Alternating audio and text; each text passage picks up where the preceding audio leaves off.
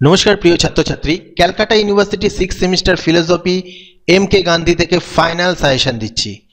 মান 15 আর মান 5 সাজেশন দিচ্ছি। মান 15 তোমাদের 4টে দেবে, যার মধ্যে 2টো করতে হবে, এবং মান 5 8খানা দেবে, যার মধ্যে 5টা করতে হবে।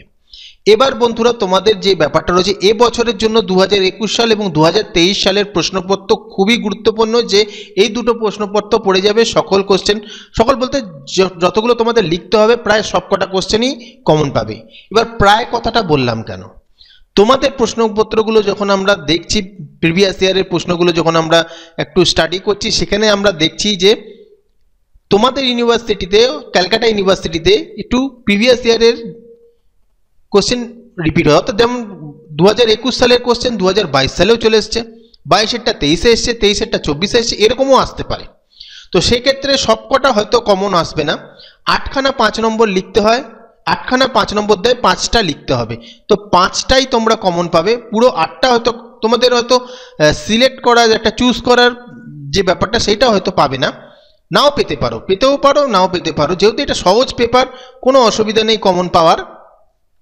তো 5খানা তো লিখতে হয়, 5টা 5 নম্বর কমন পাবে, 2টো 15 নম্বর যেটা আছে সেটা তো কমন পাবে। এবার দেখো, আলোচনা করছি কোনটা সবচেয়ে বেশি গুরুত্বপূর্ণ। ভালো করে দেখো, আগেই বলে দিচ্ছি 2021 এবং 23 সালের কোশ্চেন পেপার গুরুত্বপূর্ণ রয়েছে, সলভ করে যাবেই। শর্ট কোশ্চেনের ক্ষেত্রে বলছি না, মান 15 এবং 5-এর ক্ষেত্রে বলছি। তো মান 15-র ক্ষেত্রে আগে আলোচনা করি, যেখানে প্রথম প্রশ্ন রয়েছে সত্যাগ্রহ সম্বন্ধে গান্ধীজির অভিমত আলোচনা করো, যেটা 2021 সালে এসছে। সত্যাগ্রহে গান্ধীজির নৈতিক অস্ত্র ব্যাখ্যা করো, 2023 সালে এসছে, 24-এ আসেনি, 22-এ আসেনি। তো এটা এবছরের জন্য খুবই গুরুত্বপূর্ণ প্রশ্ন। সর্বোদয় প্রসঙ্গে গান্ধীর দৃষ্টিভঙ্গির বিষয়ে আলোচনা করো। অনুরূপ প্রশ্ন, গান্ধীর সর্বোদয় ধারণাটি ব্যাখ্যা করো। সর্বোদয়কে কি গান্ধীবাদী সমাজবাদ বলা চলে? তো গান্ধীর দৃষ্টিভঙ্গি আর গান্ধীর ধারণা এটা কিন্তু সেম। এবার 2021 সালের প্রশ্নপত্র এবছরের জন্য গুরুত্বপূর্ণ হলেও 2024 সালে এই প্রশ্নটি এসে গেছে, হয়তো রিপিট হতেও পারে, কিন্তু এটা আমি অতটা গুরুত্বপূর্ণর মধ্যে রাখছি না, ফাইনাল সাজেশনের জন্য রাখছি না। যেটা ফাইনাল সাজেশনের জন্য রাখছি সেটা আমি বলে দেবো, ভেরি ভেরি ইম্পর্টেন্ট বলে দেবো, যেমন এইটা। নেক্সট প্রশ্ন, সত্যাগ্রহ আন্দোলনের সামাজিক পটভূমিকা ব্যাখ্যা করো, যেটা 2021 সালে এসছে এবং এবছরের জন্য ভেরি ভেরি ইম্পর্টেন্ট, যেটা ফাইনাল সাজেশনে থাকবে। নেক্সট হচ্ছে স্বরাজ সম্পর্কে গান্ধীর মত আলোচনা করো, 2021 সালে এসছে, যেটা এই বছরের জন্য ফাইনাল সাজেশনের মধ্যে আমি রাখছি। এবার দেখো পরের প্রশ্ন, অছিগিরি কি? গান্ধীকে অনুসরণ করে অছি ব্যবস্থার তাৎপর্য ব্যাখ্যা করো। অনুরূপ প্রশ্ন, অছিগিরি কাকে বলে? গান্ধীকে অনুসরণ করে অছিগিরি ব্যবস্থার তাৎপর্য ব্যাখ্যা করো। 2024 সালে এসছে, 2022 সালেও এসছে, এই কোশ্চেনটা অতটা গুরুত্বপূর্ণের মধ্যে আমি রাখছি না। পরের প্রশ্ন, সত্য ও অহিংস একই মুদ্রার দুই পিঠ, গান্ধীকে অনুসরণ করে ব্যাখ্যা করো।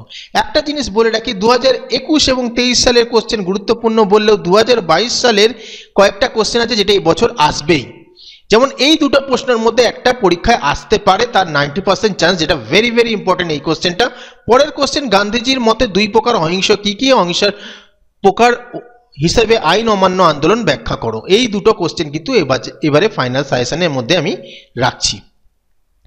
পরের প্রশ্ন, সত্যাগ্রহ গান্ধীজির অভিমত আলোচনা করো, নিষ্ক্রিয় প্রতিরোধের সঙ্গে এর পার্থক্য কোথায়? গান্ধীবাদ বলতে কি বোঝায় ব্যাখ্যা করো। ভেরি ভেরি ইম্পর্টেন্ট, ফাইনাল সাজেশনে রাখছি এটা। গান্ধীজির অহিংসা ধারণাটি ব্যাখ্যা করো, অহিংসার মাধ্যমে স্বরাজ লাভ কি সম্ভব? গুরুত্বপূর্ণ রয়েছে এবারে ফাইনাল সাজেশন। গান্ধীজির দর্শনে যে কোনো 3টি নীতির উল্লেখ করো, এই নীতিগুলি সম্বন্ধে বিস্তারিত আলোচনা করো। Very very important, final suggestion. এটা 2024 সালে এসছে, একদম সরাসরি এটাকে বাদ দিচ্ছি। গান্ধীর বর্ণাশ্রম সম্বন্ধে কি জানো, এটাও 2024 সালে এসছে, এটাকে সরাসরি বাদ দেওয়া হচ্ছে। তাহলে যেগুলো ফাইনাল সাজেশনে বলছি সেগুলো ভালো করে পড়ো, ওখান থেকেই কমন আসবে।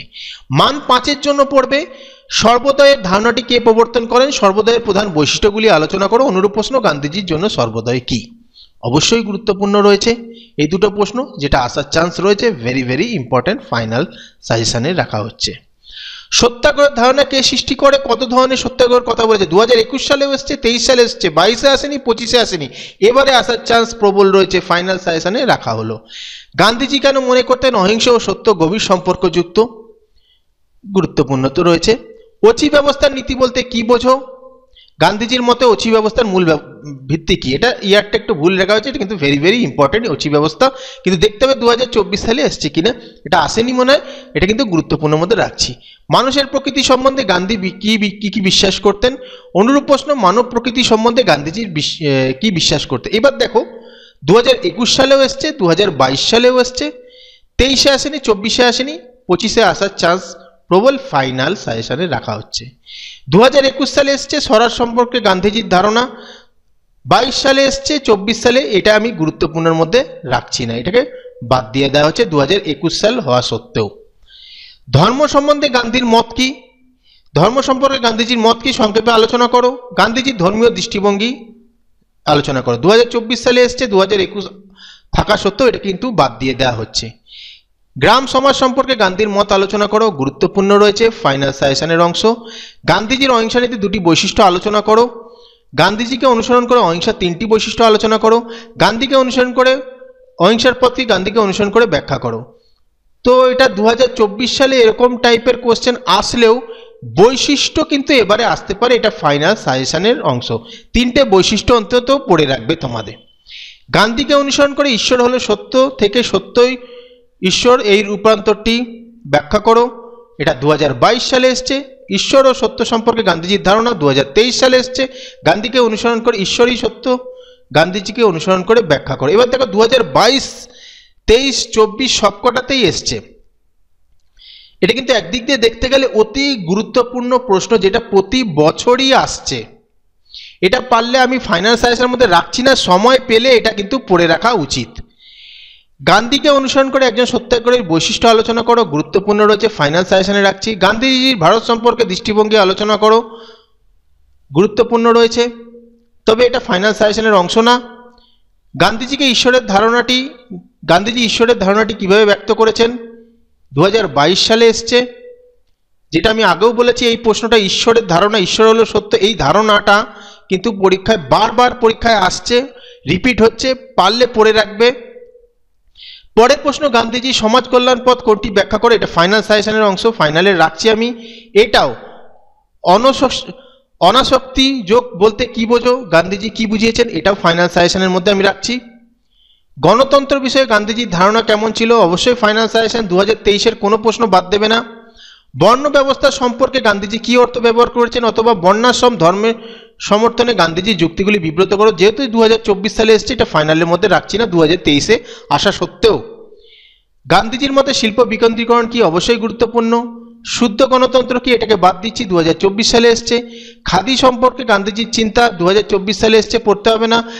গ্রামীণ অর্থনৈতিক পরিপূর্ণতা সাধন কিভাবে সম্ভব, পড়তে হবে না। তো যেগুলো আমি বললাম ভালো করে ভিডিওটা শোনো, শুনে তোমরা কোশ্চেনগুলো ভালো করে পড়ো। ভেরি ভেরি ইম্পর্টেন্ট যেগুলো বলেছি সেইগুলো কিন্তু ভালো করে পড়তেই হবে। তার একটাই কারণ তোমাদের বলছি, তোমাদের পরীক্ষা দেখছো তো 22, 23, 24 পর পর একই কোশ্চেন দিয়ে যাচ্ছে।